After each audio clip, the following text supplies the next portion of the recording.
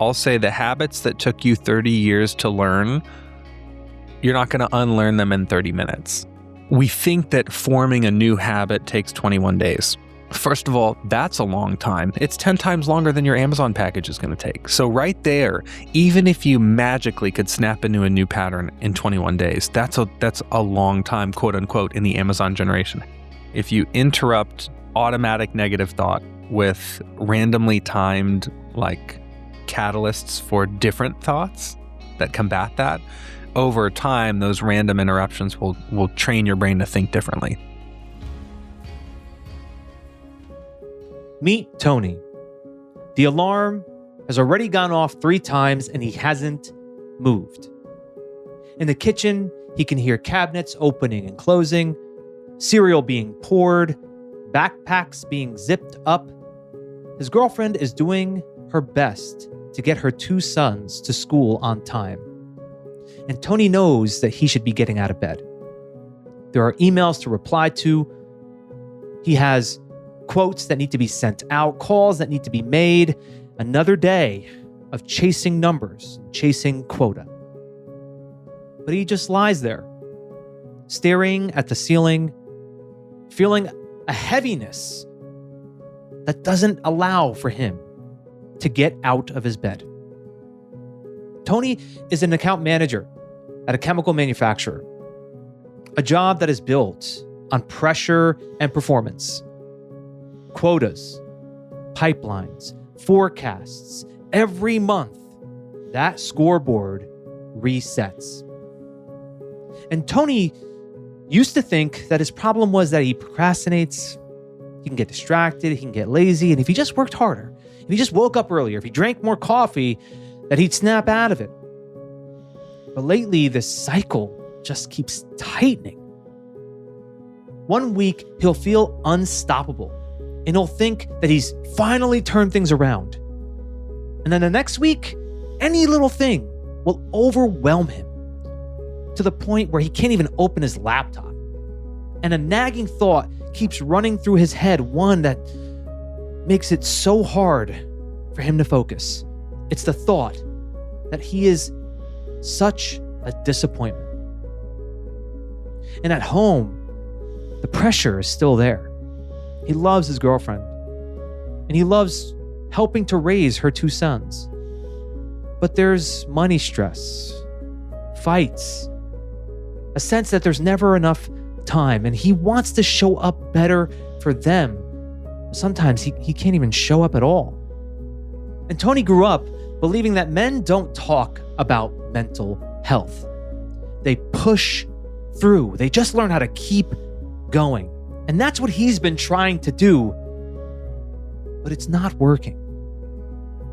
Today, I'm speaking with Johnny Crowder, mental health entrepreneur, TEDx speaker, and founder of CopeNotes, a global mental health platform that helps people to build healthier thought patterns and real-world coping skills. And I look forward to hearing how Johnny would help someone like Tony, someone who's trying to push through in silence, learn how to improve his mental health in a way that actually works. My name is Jay Abbasi, and welcome to Unstuck. Real people, real stories, real solutions. While the details are changed to protect anonymity, what you just heard is based on a true story of challenges that come up in the real world. And we discuss how to navigate these environments with practical tips to help you get unstuck and build a more fulfilling, impactful, and balanced life and career. So Johnny, you've described what you said is a lifelong mental health journey in some of the things I've read about you. And I thought we could start by going back to the beginning of that journey. Take me back to the start of that journey. Yeah, while other kids were playing soccer and eating popsicles, I was hallucinating and protecting myself from abuse. So I also played soccer and ate popsicles. So I had that balance, but I don't remember a time in my life where uh, severe mental illness was not a part of the story. Like, I don't remember this sort of Goldilocks period in my elementary years where I just felt pretty fine all the time.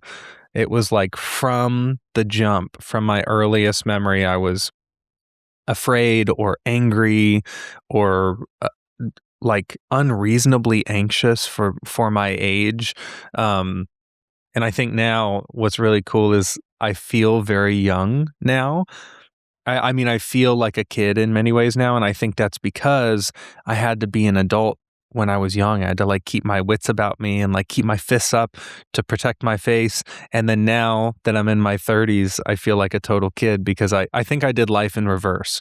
So like the guard that you have up, the guard that adults have up, I had up when I was a kid, and now that I'm not in danger anymore, I can play soccer and eat popsicles. You know, I'm just doing it while all of my friends are watching their kids do that. Yeah. So you described it as putting your guard up, right? And having to protect yourself. Walk me through a little bit of, I guess, as you reflect back on it, what were some of the inner patterns or the conditioning that was in you at that time? I mean, pretty much everything I was doing was in self-preservation. So, Yeah. I mean, I think even like a teacher would walk up behind me and I would like flinch. And the teacher did Wow. nothing to me. Like I had no reason to fear the teacher. Very nice teacher, I'm sure. But I was like very sort of jumpy. And if you've ever gone to see a dog at like a shelter or something, and they're very skittish, and you're like, what is going on? Like all I did was shift in my seat, and the dog like scurried away and whined. And then the person will tell you, oh, that dog was abused. And you go, ah. Yeah, that dog is like hyper vigilant. So I think for me, a lot of my behaviors when I was young, for example, if I isolated and people might have just thought, wow, that kid's really weird. It's like, well, I'm just trying to keep my distance from everybody so nobody can hurt me. And then same with my proclivity for art and music and writing and painting and playing guitar and all the creative outlets. Primarily it was because they were solo. Like a lot of activities were with other people and I would not feel super comfortable being around other people. So these artistic endeavors, I felt like I could express what I was going through, but through art, which felt safer. Like if I Yeah. write a story about a character that's going through what I'm talking about, then that feels a little safer than telling somebody what I'm going through, especially as a kid. So if you really want to like examine my behavior with a fine-tooth comb as a child, a lot of it is probably related to not feeling safe. Yeah. I think so many people can relate to that too as adults. I mean, I think that is ultimately what it is, a lack of safety, feeling threatened that leads to a lot of the disruption. And for you, I guess, what was the point when you realized, hey, I need to work on this? Was it at a very young age? Was it when you were older? When did that moment come where you're like, hey, I can't keep going like this? I love how much credit you're giving me, Jay. You're making it sound like I woke up one day and I was like, enough is enough. I'm turning my life around. And I think if my life was like a limited series on Netflix, that is how it would happen. Was like one day Johnny woke up and decided. But I think my first TED Talk,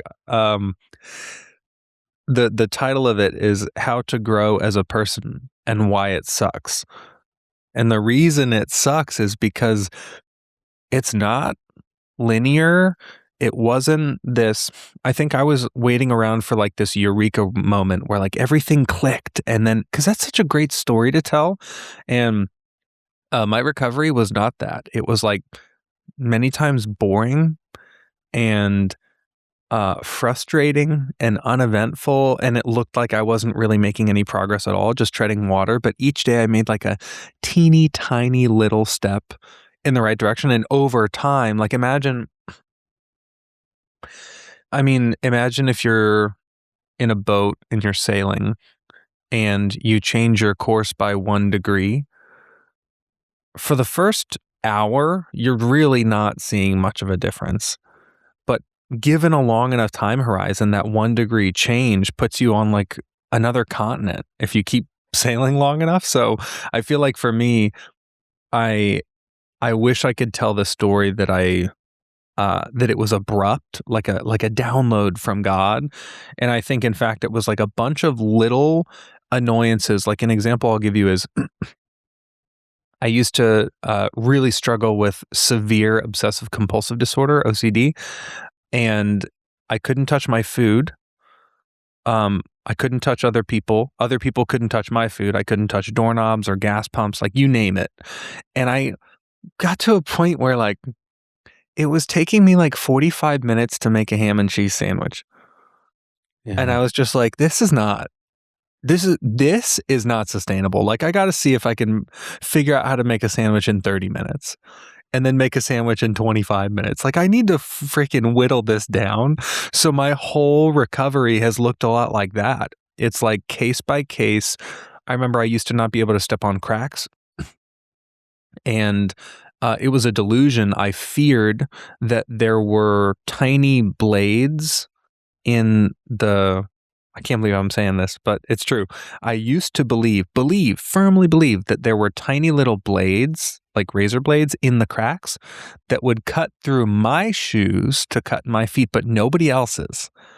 So if anyone is ever wondering what schizophrenia feels like, all it is being extremely convinced that your version of what you believe is true is truth. Yeah. I was so convinced it was just as true as the sky being blue. And I remember I walked down this hallway that had this tile and I couldn't avoid all the cracks. I mean, because the cracks were too close together and my feet were too big. And I'm like, what am I going to do? Never walk down this hallway for my entire life? Like, I need to figure this out. So it was not one big thing. It was tons of tiny little realizations that the way I was living simply was not sustainable. I'm so glad you answered that question that way, because I think what you did there is just break through the myth that there is the aha moment, which I think is what people look for. You're right. Yeah, And especially in podcast, Jay, because you want to clip it out and put a little 30-second thing on social media. I mean, that would be the convenient answer, but at least in my life, it just wouldn't be the whole truth.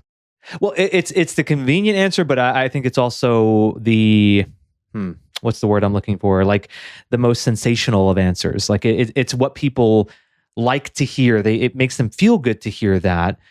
And like you indicated in your TED Talk, the first one, you said it sucks. Like Yeah. it sucks because it's not easy. It's not hard. So what I appreciate about what you said there, Johnny, is it's better to have a healthy expectation if you're working through something like this. So when I first started in entrepreneurship and I was growing my company, I was convinced that I just sucked at entrepreneurship. I'm like, I'm the worst founder ever. I'm the worst CEO. My company is awful. Like, how am I going to grow this? Why is it taking so long? And it took years for me to realize this is just hard. It's just a hard thing to do. Yeah. And maybe I'm not an idiot. Maybe my idea isn't bad. Maybe this is just the amount of time it takes. And I think about, I broke my elbow, Jay, when I was 16 years old. And unfortunately, is one of the few times in my life I have lied. I lied to my parents and told them that I was going to a study group when in fact I went to a metal concert, and I stage dove at said metal concert and broke my elbow.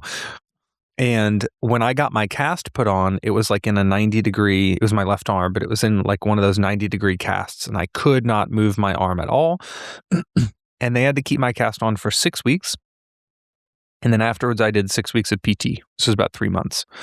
And when I try to accelerate my healing or recovery or whatever, even like, when I lose a loved one and I go through grief, part of me goes, I want to speed this up. I want to read books and listen to podcasts and pray. And like, I want to fast track. I want to speed run my grief. I want to just get to the other side of this so I can get back to my life. And I picture 16-year-old me. If I would have told my doctor that, he'd say, well, the cast stays on for 6 weeks. I go, no, doctor, I'm going to read books. I'm going to listen to podcasts. I'm going to get out of this thing in a week. And he goes, oh, buddy, that's not at all how this works. Sometimes it just takes the amount of time it takes. Well, you talk about it in your TED Talk too, right? Which is, we're of a generation where you could hit a button and Amazon package can come within 24 hours. So for me, when I was growing up, if you ordered something online, it did take a little bit. It took like 5 days, 7 days. Now, if it takes 2 days, that's a long. Why is it taking 2 days? Dude, it should be arriving tonight or tomorrow at the latest, right? So how do we work through that conditioning that we have now as adults, where it feels like everything can be fast tracked, but for the thing that we're talking about here, how you can grow, how you can work through any mental health challenge or emotional disruption, that it takes time. How do you encourage people to prepare themselves, embrace for how long it does take and the work that's required? Yeah, I think there are two things that come to mind with this, and I relate to that. I ordered something on Amazon Prime, and it said 2 days. And I remember thinking, why is this not overnight? Like, why can I not do overnight? And I was like, okay, fine, I'll do 2 days. And then, Jay, on the second day, it didn't show up. And I was like, I'm going to sue Amazon, like the corporation. You said 2 days. What, I'm going to wait 3 days now? Who am I? Do I just have all the time in the world? I don't know how long I'm going to live, Amazon. Like, and you know what's funny, Jay? It was a freaking colander, like that you use to strain pasta. And I wasn't even going to make pasta that night. It was like I just wanted it in my home. Right. And I feel like there are two things that help me remember that something taking that time is not necessarily bad. Another one just came to mind, so I'll try to keep it as short and sweet as possible. But one thing that comes to mind is if you order something like a colander, it's like somebody made it in a shop. They don't know you. You don't know them. It's an all-purpose colander. Use it to strain everything. But if you wanted something to be custom tailored to you, like a suit, you would not have the same expectation. You wouldn't walk into a JCPenney and go, yeah, suit me up. And then you're like, it fits weird. And the person would be like, well, yeah, they made it in a factory where nobody knows what your body is shaped like. So if you leave it with me, I will work on it and make it fit you. And it might take longer. You can't walk out with it right now. And that makes sense to us. We say, well, of course, if it's custom tailored to me, I don't expect to just walk into a store and walk out.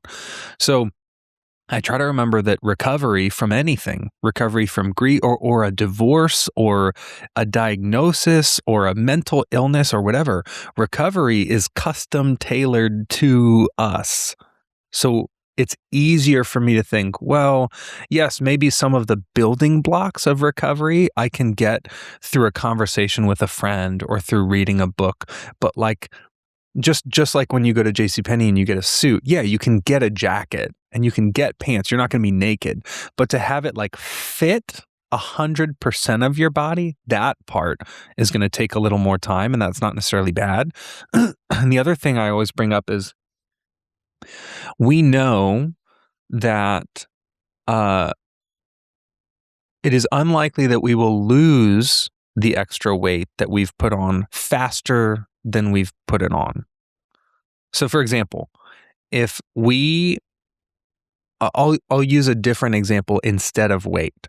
I'll say the habits that took you 30 years to learn, you're not going to unlearn them in 30 minutes. Like, it's going to take time to unlearn those things, and just wrapping our head around the fact that like this isn't necessarily bad or because we are ill-equipped. It's just because the process takes time. And a fact that I point out in my first TED Talk is we think that forming a new habit takes 21 days.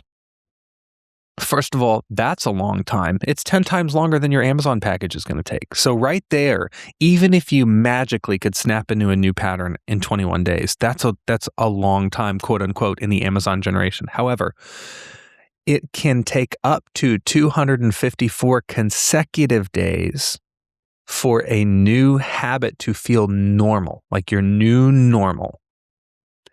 That is how your brain works. You can do things to speed up that process. But if you can't, I almost called my first TED Talk, Why You Can't Change Overnight, because that's the desire. We're like, why can't I just snap out of this? And it's like, man, some people do have that. And I sometimes am jealous of them, where they're like, I just woke up and everything. My grandma quit smoking cold turkey. She smoked 2 packs a day like her whole life. And my grandfather, her husband, died of lung cancer. And she's like, that's it, never smoked again. It was like this huge pivotal thing that fundamentally changed her. But almost everybody I know who has quit smoking has not quit smoking in a day. But it was worth it, even though it took longer than they hoped. What I also think is important for people to realize is that you can't attempt to force that aha moment like you just shared about your grandmother, right? Like that happened unexpectedly. It was something that just was spontaneous. It wasn't something premeditated. And then, okay, I just woke up that one day and it happened like that. If that happens, great. And plan as though it won't. Yeah. Yeah. Because I think that the 30 years of habit is very uncomfortable for someone to override and change. So what I was thinking as I was hearing you say that is, to speed it up, what is required is for you to lean into a lot of discomfort and lean into a lot of moments of just pain, not like severe pain at times, it could be, but just unpleasant feelings to work through and speed up the process. Yeah, I'm a big fan of, for a long time, I heard people rave about sauna and cold plunge. And I'm like, you guys are insane people. Like, why would you ever purposely put your body through anything like that? And I went through some of the biggest challenges of my entire life. I went through about a year and change ago. And that's saying a lot, because my life was pretty gnarly. So seriously, the most difficult season of my entire life was late 2024 into probably the first 3/4 of 2025. Extraordinary difficulty. And I learned about something during this healing process called distress tolerance, which is exactly what it sounds like. Like, how well do you tolerate distress? And sauna and cold exposure for me exercises the exact muscle you're talking about. Like, can I experience discomfort and not fix it? So, for example, if you're hot in a sauna, I'll use the cold plunge example, because the first cold plunge I ever did, and by the way, I don't love getting into cold plunge, so I'm not one of those people. But I do it because the first time I ever did it, I was with a coach, and he said, a lot of times when people get into cold plunge, they try to tell their bodies it's not cold. And he's like, don't lie. And then he said, a lot of people try to warm their bodies up. And he says, don't use your energy that way. And he said, here's what I tell my clients. You're going to get in the water and your body's going to tell you it's really cold in here. And your job is to say, you're absolutely right. Yes. It's really yes, cold in here. And then your body will say, if we stay in here, we're going to die. And this is when you hyperventilate and you're like, I need to get out. I need to get out. And then your job is to say, you're absolutely right. If we stayed in here, we would die. But I have good news for you, my friend. In 6 minutes, when that timer goes off, we're going to get out. We're not going to be in here anymore. And all we will have is the memory of how cold this water was. That's all we'll have. No lasting disability or anything. We will just have the memory of having gone through this. So I know you're frustrated and freaked out and freezing. And by the way, so am I, because I'm you. So I know how you feel better than anybody. Can you just sit with me here for 6 minutes? I don't need you to do anything. I don't need you to fix anything. I don't even need you to feel warm. Feel cold. It's cold. I get it.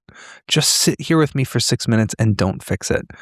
And that to me is the greatest skill that I have focused on building over the last year is, can I experience distress and consciously choose not to end the distress because I know something is for my greater good. Like, everyone has been on a run and gone, I need to stop running. This is like the worst feeling in the world. And when you push through that, you're not telling your body, no, it's not hard, or shut up, I don't want to hear about your pain, at least not for me. I go, I know, this is really hard. And if it gets dangerous, I promise we'll stop. Yeah. Well, 6 minutes, by the way, that's intense. I've done a cold plunge for, I think I did 3 minutes. So I think it was 3. And my experience of it, the way you were describing it was so interesting because I remember mine. It was like an alarm was going off in my brain is what Yes. I practice mindfulness for years. I meditate all the time. So I can observe my thoughts and do so with a bit of detachment. Awesome. So I remember just being in this cold plunge, just watching my brain freak out. It was interesting. Yeah. I was like, I've never seen it like this. It was wild. It was like, scream, get out of here. What are you doing? Yeah, dude. And it was wild. Now, this example, I hope everyone listening really understands the power of this example.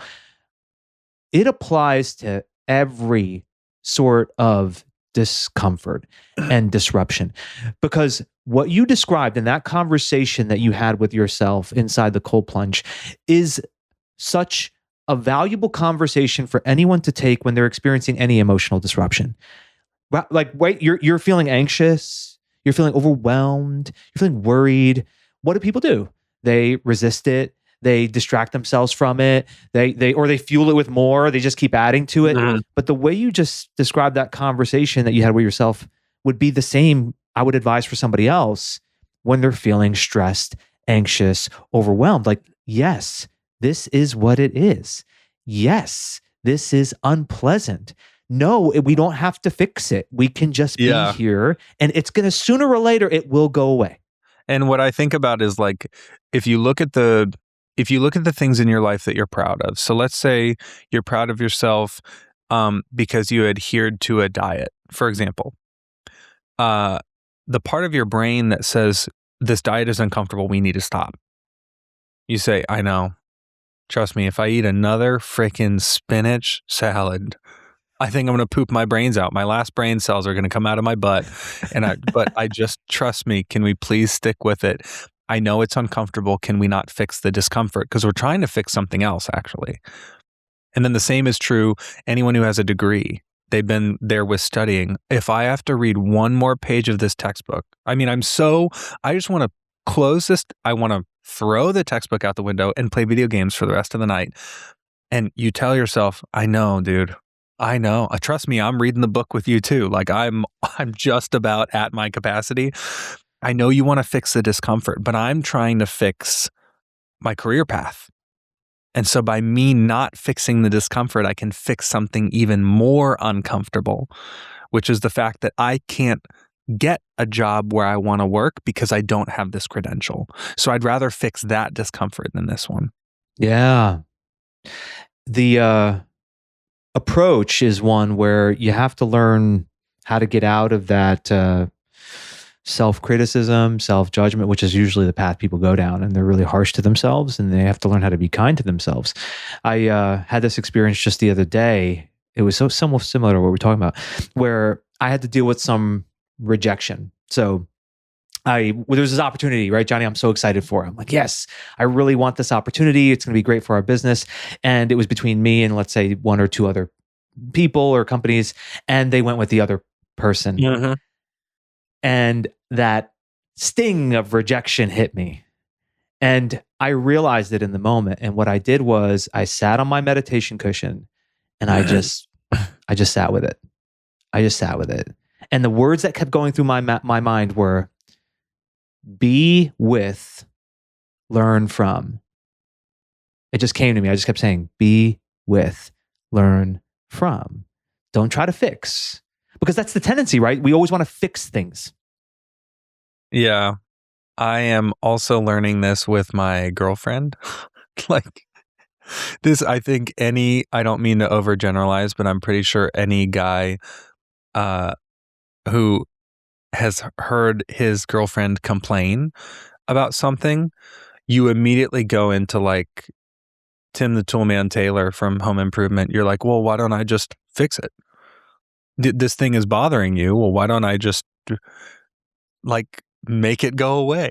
And it's really difficult. I just like did my first have you ever heard people like they say they raw dog a flight, which means they No. just like sit on a plane and don't read or listen to music or anything. They just like sit there. And it's like one of the most impossible things to do, apparently. And that's what I had to raw dog the conversation. I'm just sitting there and she's complaining about something. And I'm like, Johnny, you better stay still. You better keep that mouth shut. She's not asking you to console her. She's not asking you to make anything easier for her. She's just complaining. And it was crazy because I'm like, I just want to do this as an experiment. It's like an hour into this conversation, Jay, I'm like jumping out of my skin. I'm like, must do something to help my girlfriend. It's like really difficult. And then what's funny is after about an hour of us talking, she goes, I'm done. She And really then said it that? was fine. It went from like scorched earth, the world's on fire, like everything at her work was just exploding. And then after an hour, I swear to you, Jay, now I'm what's called a certified recovery peer specialist. So I have thousands of hours documented supporting people with their mental and emotional health. I have a psych degree. I've worked in behavioral health for like over a decade.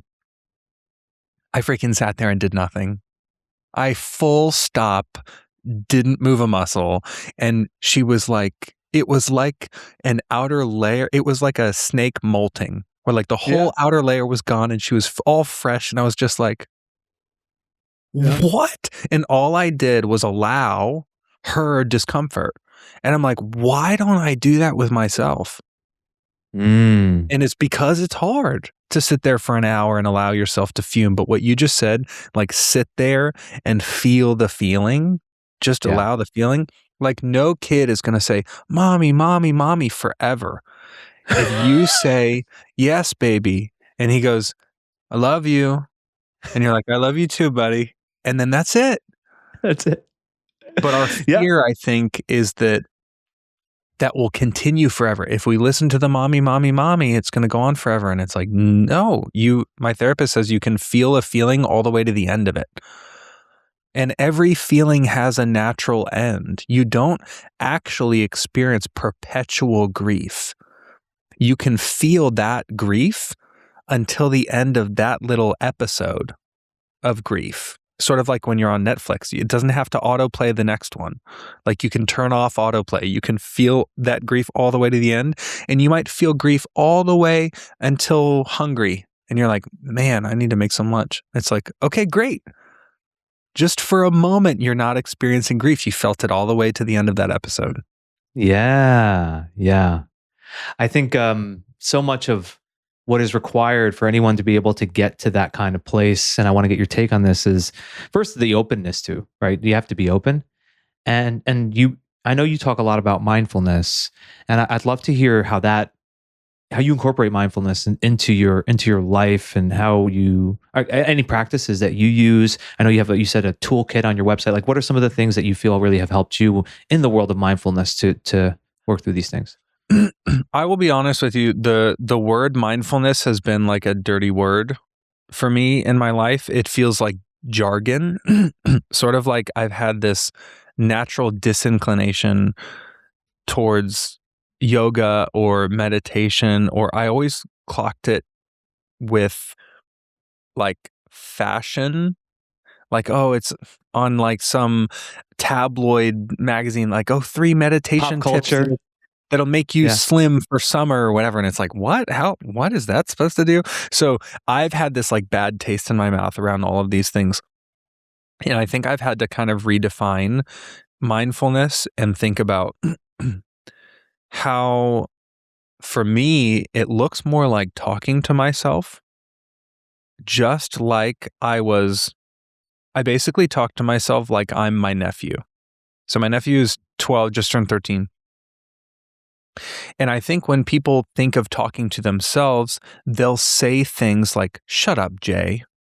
Right. What do you know?" I would never say that to my nephew. Are you kidding?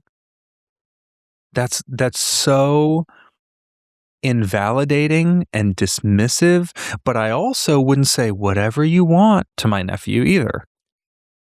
He Yeah. says, "Well, I want to open a credit card." Buddy, no. You're 13 years old. You're not going to open it. And I love you and I want you to have what you want, but we're just not doing that. Because I love you, we're not doing that. So I love using somebody else, some kind of persona of a person in your life where you have that balance, where you never shut them down and invalidate them. So this could literally be your son or daughter. It could be a niece or nephew. It could be a childhood friend, someone that you would never shut down, but you also don't always capitulate and bend over backwards and do whatever they want. And that's the way I talk to myself. So in those moments, for example, where I'm in the cold plunge, I will literally call myself buddy. I'll be like, "Oh, it's really cold." I'm like, "I know, buddy, it's really cold." That's exactly what I would say to my nephew. I'd say, "I know, it's really cold." And then if my nephew said, "We got to get out of here," I'd say, "I totally know that feeling."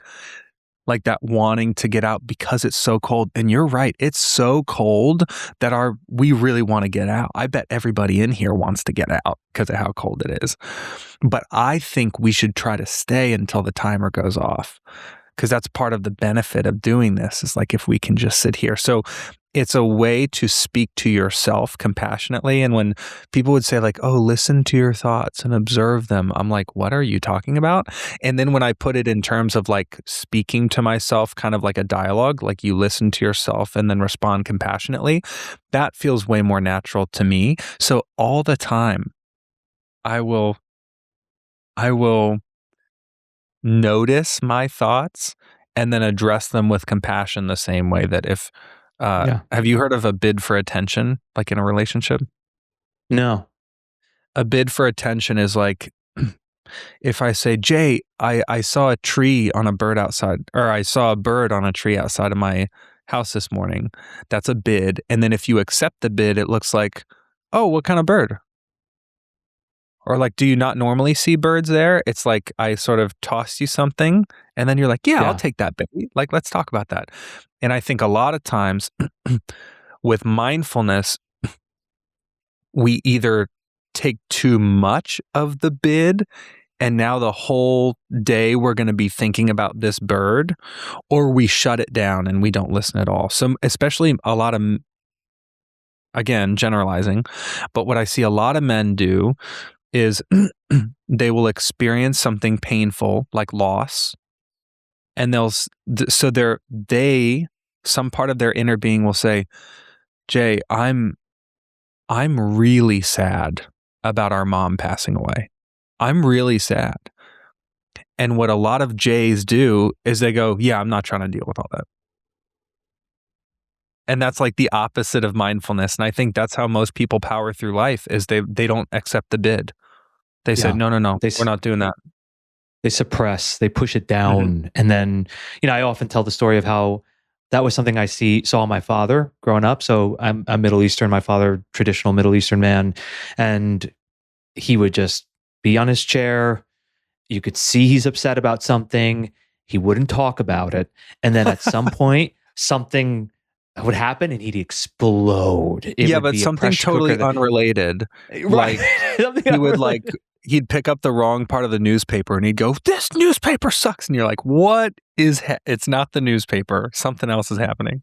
Exactly. And I think that seeing that and some of my own life experience really taught me how to work through things. I think that it's great that we're talking about this, because in the story with Tony, I think he hasn't yet really come to terms with his struggle, what he's going through. What I'd like to hear from you is what could be a way to interrupt these patterns that he's in. Like, he has this roller coaster ride, right? Where he's sometimes go, go, go, I'm a high performer. And then he's like, I can't get out of bed. And it's like this Mhm. up and down roller coaster for him. What would be the kind of intervention, a way where he could interrupt this pattern and start to do this work on himself? Yeah, I'm big on pattern interrupts. Like the whole principle behind my company, CopeNotes, is that if you interrupt automatic negative thought, which is like the tape playing in your head every day that's like, oh, I'm never going to get out from underneath this, or I'm never going to catch up, or I'm not good enough, or whatever that tape is. If we interrupt that with randomly timed like catalysts for different thoughts that combat that, over time, those random interruptions will train your brain to think differently. That's the whole principle behind what we do. And I am very big on pattern interrupts, in part because they require so little time. So like if I went to Tony, I was like, hey, you should do a therapy appointment. He's like, yeah, with what 50-minute gap in my schedule? Like, what do you think? Do you think I'm just sitting around hoping that I find something to do? My problem is that I am slammed. If I spend 50 minutes in a therapy session, that means I'm not doing all this other stuff, which, by the way, is the reason I'm stressed. So I'm really big on what are called micro interventions, which are these tiny little pattern interrupts throughout our day. And something that I actually implemented recently is at the beginning of every team meeting that we have 1 minute of silence for the whole team. And we just set a timer. We close our eyes. Nobody says a freaking word.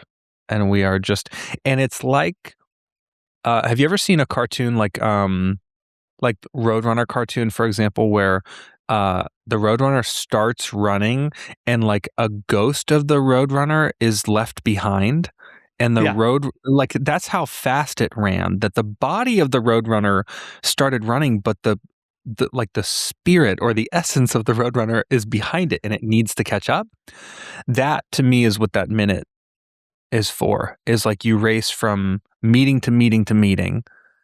And the ghost of you never catches up because you're already in the next meeting by the time that one is in this one.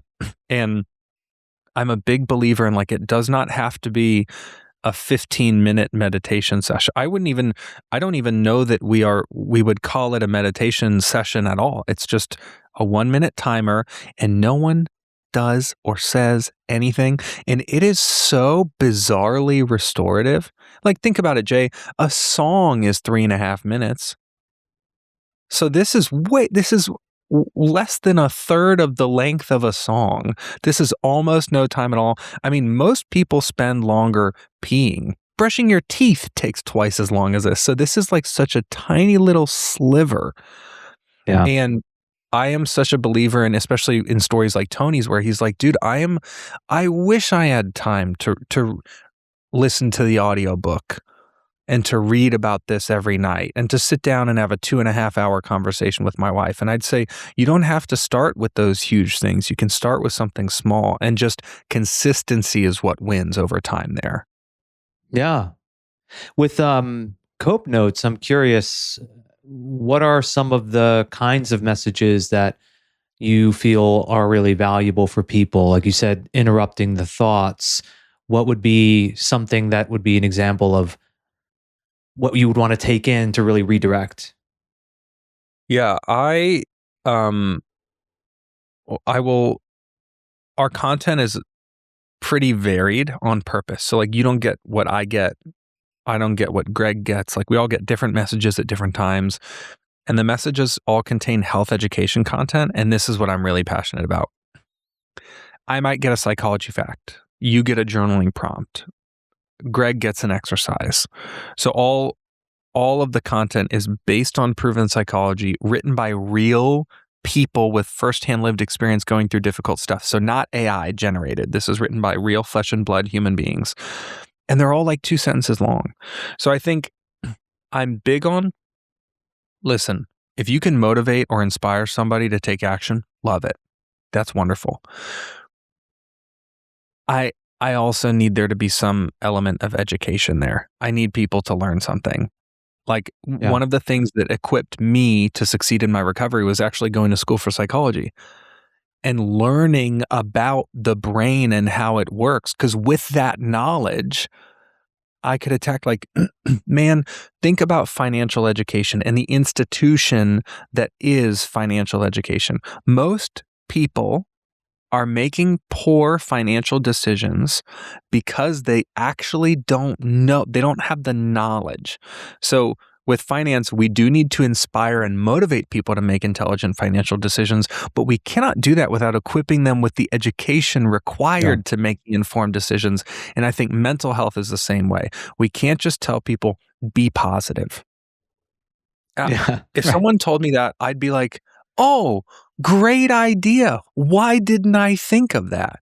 No, the problem is I'm default negative all the time. What do I do to change my default? Giving people that information and education along with the motivation and inspiration, like helping them understand that they can do it, but then helping them understand the how.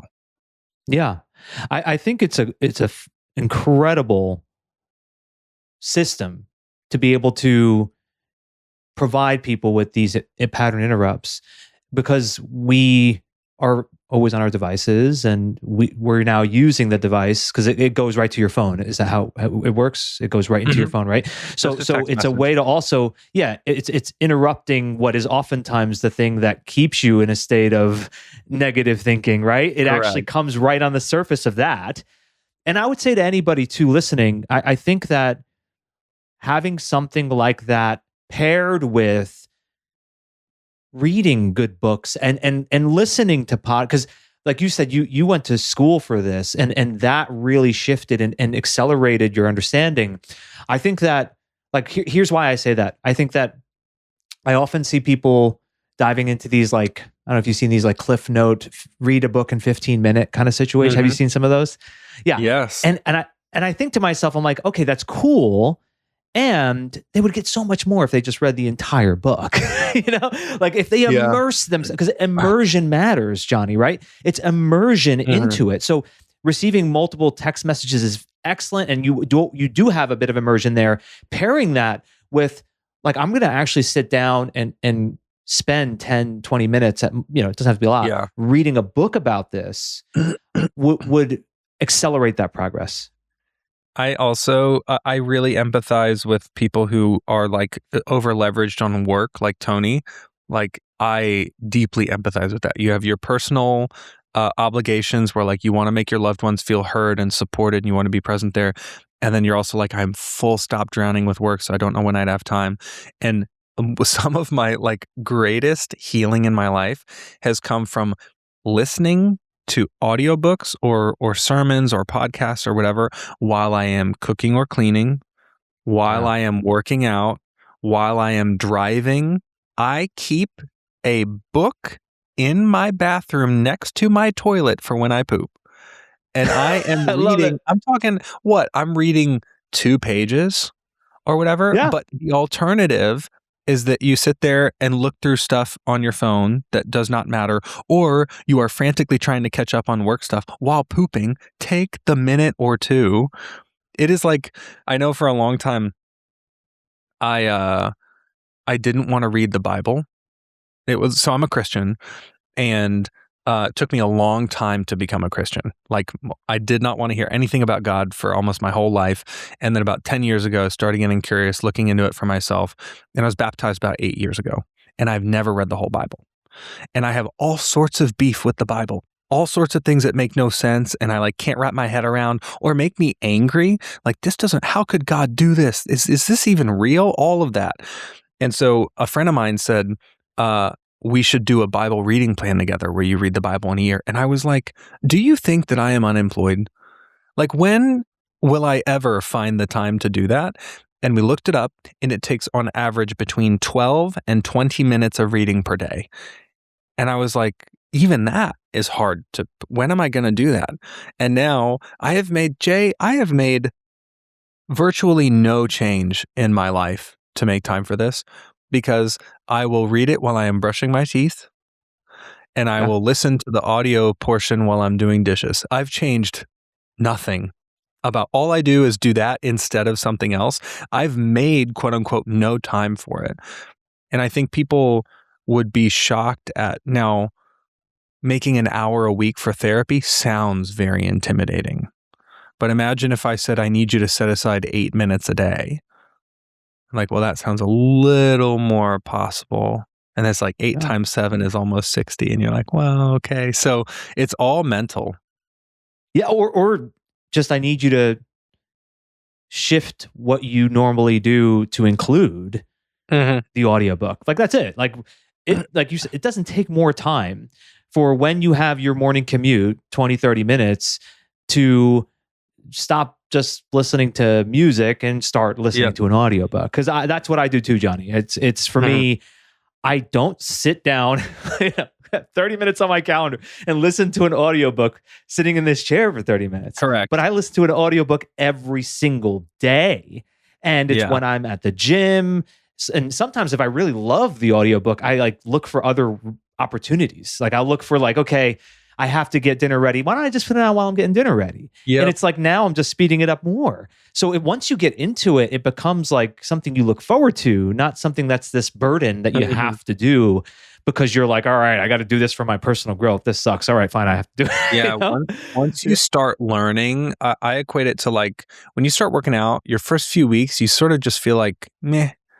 Like you feel like you don't look any different. You feel like you don't feel any different. And then you have like this moment where you look at yourself in the mirror and just for a second, you feel like you look different. Just for a split little second, and you can't even get the angle back. You're like, oh, how did I look just a second ago? How do I recreate that? But for a moment, you caught a glimpse of yourself looking just a little bit different, and you go, I freaking like that. I want to get back in the gym.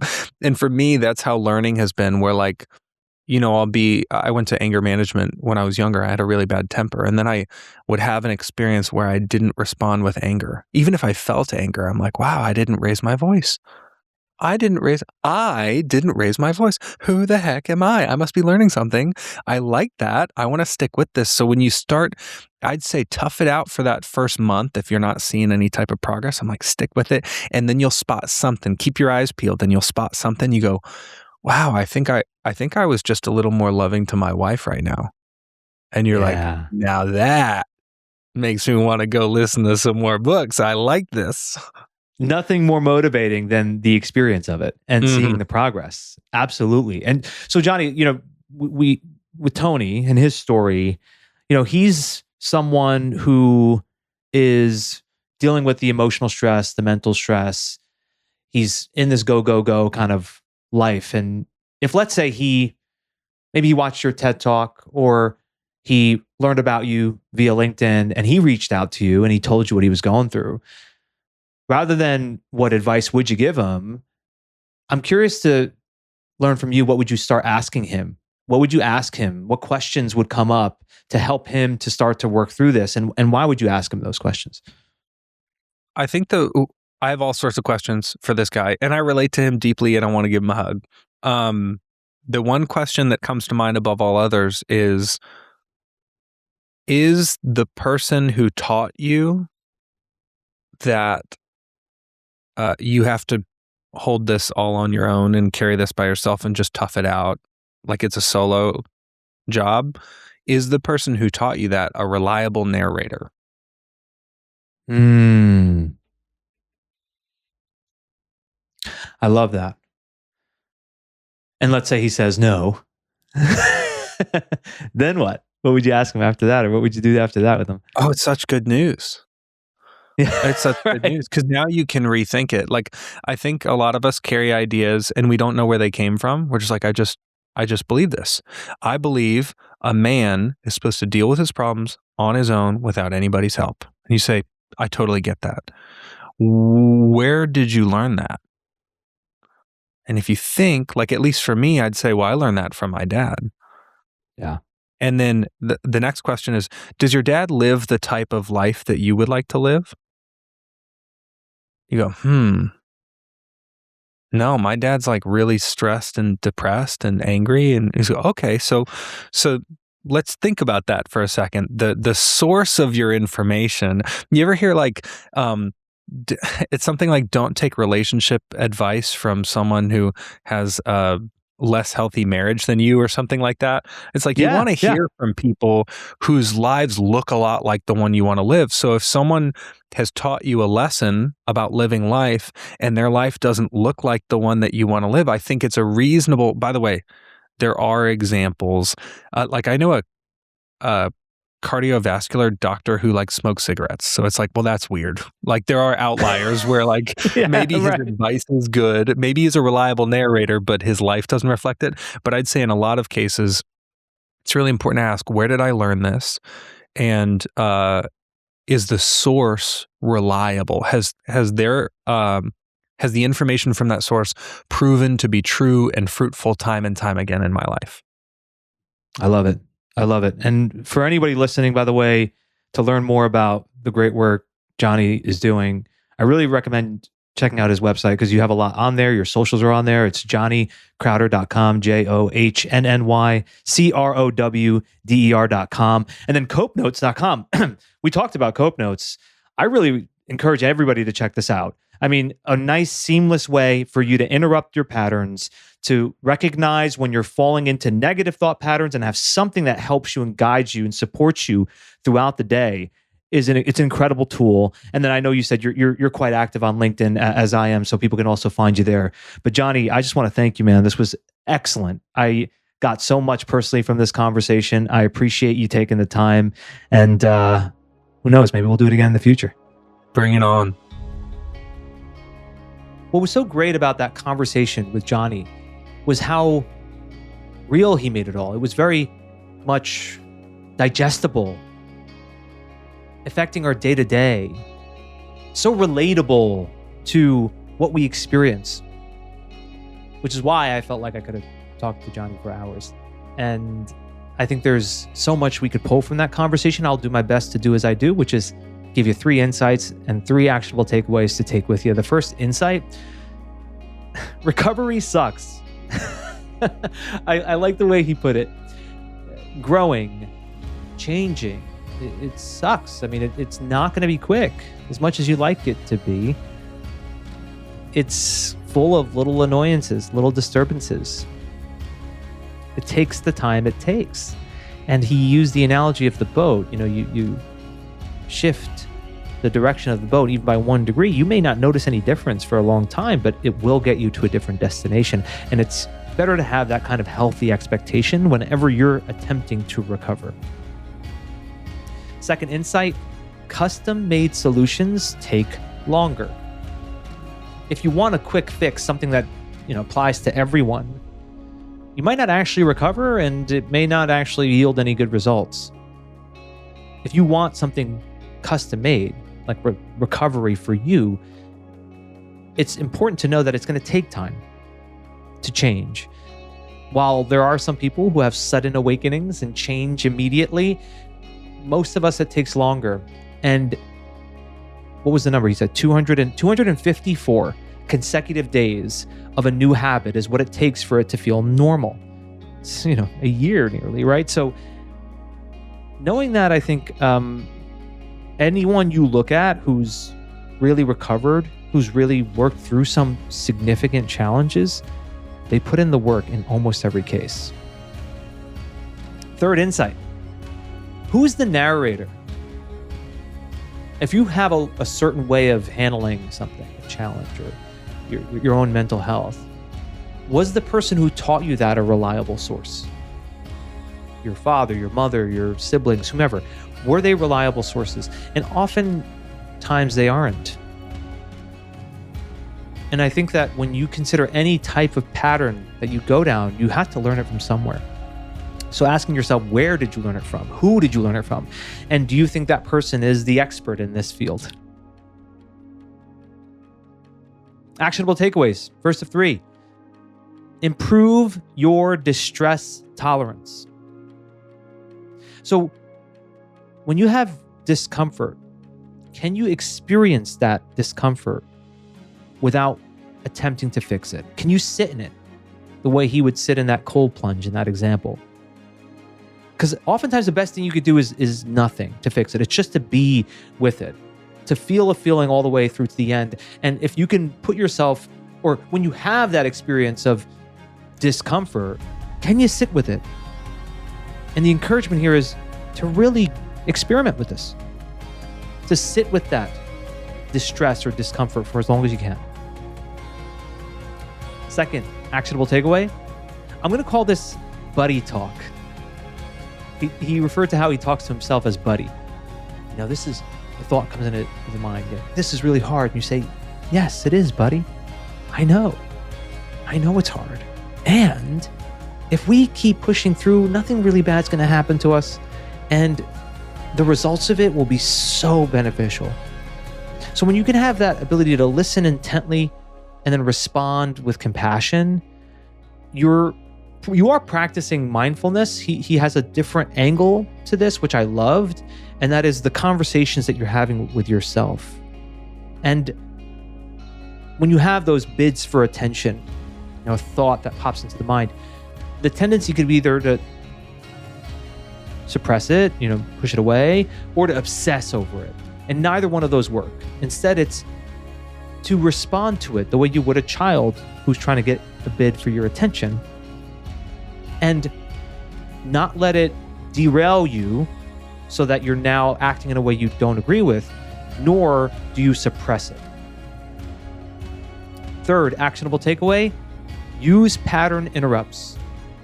If you've been listening to this podcast, you've heard me use this term many times, and I like how Johnny suggests them to be very micro interventions is the term he used, where it doesn't need to require a great deal of time. You don't need to spend hours a day doing something. You just need to have these instances where you can interrupt the pattern. I do think CopeNotes is a fantastic platform for this. I encourage you to check it out. And having something where you can learn to think a little bit differently, you can have a moment of clarity or a moment of break, a moment to get out of a negative thought pattern and into one that better serves you. Join us on Friday. It is going to be Friday the 13th, and it is also going to be my birthday on Friday, March 13th. And I'm going to be sharing with you the top 5 tips that I would give to myself if I were to go back 20 years and talk to my younger self. They're actionable. They are strategies that you can apply to your day-to-day. This is the how, folks. How to get things, how to get yourself into a better state of resilience, happiness, fulfillment, balance. I'm giving you my top 5 lessons in the years that I've been on this planet. So don't miss Friday's episode. And until next time, thank you so much for listening.